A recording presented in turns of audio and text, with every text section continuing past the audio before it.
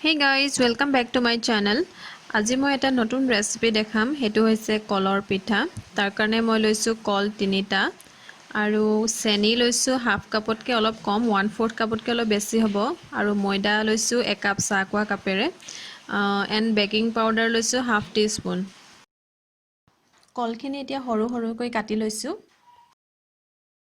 এতিয়া কাটি লোৱা কলখিনি মিক্সাৰ গ্ৰাইণ্ডাৰত কমকৈ দি পিছি লম এতিয়া মই পিসা কলখিনি এটা বাটিলৈ ট্ৰান্সফাৰ কৰি লৈছো ফাৰ্ষ্টত মই চেনিখিনি এড কৰিম তাৰ পিছত ভালদৰে মিহলি কৰি লম ইয়াৰ পিছত দিম বেকিং পাউডাৰ আৰু ময়দা সো গুটে মিক্সাৰটো ভালদৰে মিহলি কৰিম কেৰাহী এখনত তেল অলপ গৰম কৰি লৈছো আৰু এতিয়া মই এখন চামুচেৰে পিঠাবিলাক দি যাম পিঠাটোৰ যেতিয়া এটা সাইড হিজিব তেতিয়া আপোনালোকে ইটো সাইড হিজিবৰ কাৰণে লুটিয়াই দিব আৰু একেবাৰে কম জুইত ভাজিব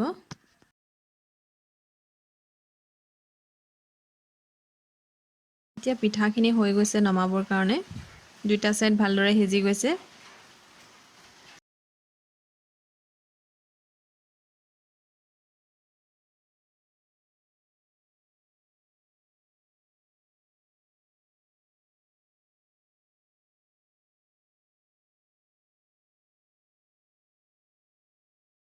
মই এতিয়া পিঠাখিনি এখন থালত নমাই থলো এই পিঠাটো খাবলৈ খুব কোমল হয় আৰু আপোনালোকে যদি বনাই চেনি একেবাৰে কমকে দিব কাৰণ কলৰ এনেও সোৱাদ থাকে